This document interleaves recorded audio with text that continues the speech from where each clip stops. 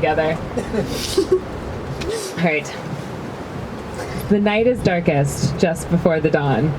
Harvey Dent said these words to the people of Gotham to remind them that sometimes darkness will lead to light, that sometimes adversity breeds peace, and sometimes fear will lead to joy. Tonight I'm going to tell you the story of a teenage girl and her mother, and how fear led to a lasting memory and joy. So I was in junior high. My sister and I are part of our local swim team over the summer. And we get our end of the year swim meet, where we get to go from our little tiny town on the southeasternmost tip of Texas up to Dallas, where they have a cheesecake factory. They have Abercrombie and Fitch, and they have Six Flags. And this is the year that my dad told us that we get to go to Six Flags. So I'm already pumped about the cheesecake and the weird ribbed cool posh t-shirts. But this time I'm really pumped because we get to go to Six Flags. So something you should know about my dad is he's the most organized person that you will ever meet. He has a binder for this trip. He has a tab for Google Maps from our hometown to Dallas, Dallas to our hometown, our hotel to Six Flags, Six Flags to the hotel. Probably some maps from our dinner reservations back to our hotel in various locations in case we need to reverse them.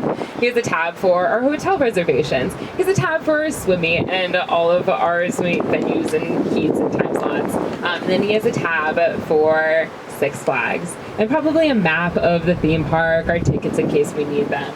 And he's also very on time. So he is somebody who believes that if you are on time, you are late. So in true Maceross fashion, we roll up to Six Flags that morning, probably close to an hour before the park starts, so that we can get a prime parking spot so we don't forget where we parked. We can be in the front of the line, so we're one of the very first people to enter. We're looking at our binder, we're looking at the map, we're planning our day. And the Maceross plan is that you don't just walk into the park and get the first ride. No. That's too easy and there's too many lines. You walk all the way to the back of the park first, and then you work your way back. Trademark secret. No other family has ever come up with this. So, we're scheming Gotham City. That is the furthest back section of the park that we're going to go to. So the doors open, and Maceross is squeezed through. We're looking at people popping off in Boomtown and walking over to Texas and Paris and France and wherever the little other areas are, and we keep going. And we get to Gotham City, and I see it. I see the Batman. The Batman is the ride. It has all of these loops and these twists and these turns. It has this cool setup where your legs are dangling as you go. I'm amped. So I'm standing there, and I'm in junior high, and I know my parents won't let me go on this ride by myself, so I first look at my dad. Third thing you should know about my dad is that he has a pretty strict policy about if it's not a Disney roller coaster, then he's not going to ride it, because he doesn't trust it. So, that's awesome. He was like, I brought you to Six Flags. Maria. So I turned to my mother, and I'm like, all right, Mom, you're up. You're going to take me on the Batman.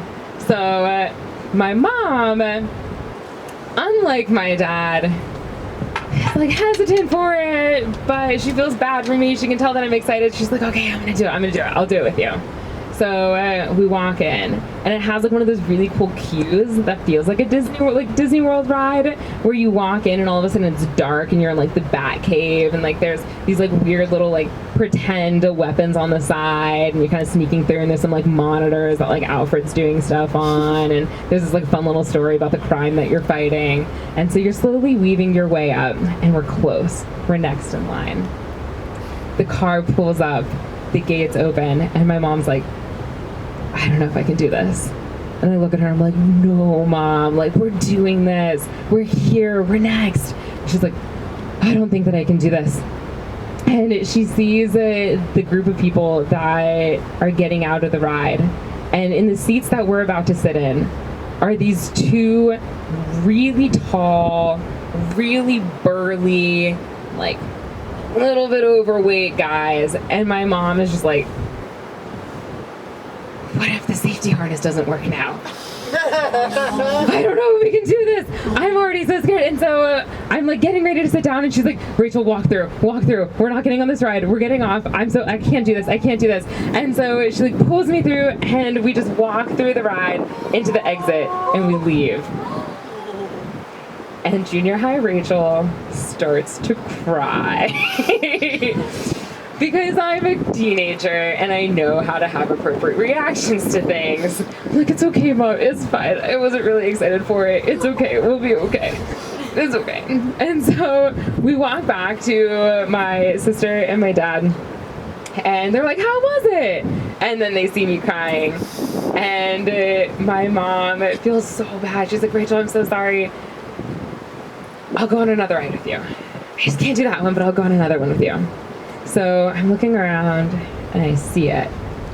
That one. I want to go on Mr. Freeze Reverse Blast. So we walk into the queue. It's like this like frozen ice cream shop of horrors. There's not that many people. We should have seen that as a bad sign, but we keep going. So we're walking up. We're getting close. We're next. And the car pulls in, and backing up, this ride is a 0 to 70 mile an hour right out the gate. You start backwards, so you go backwards over 3 loops and like up this really high vertical, pause, and then you go back down over those 3 loops and back into the station.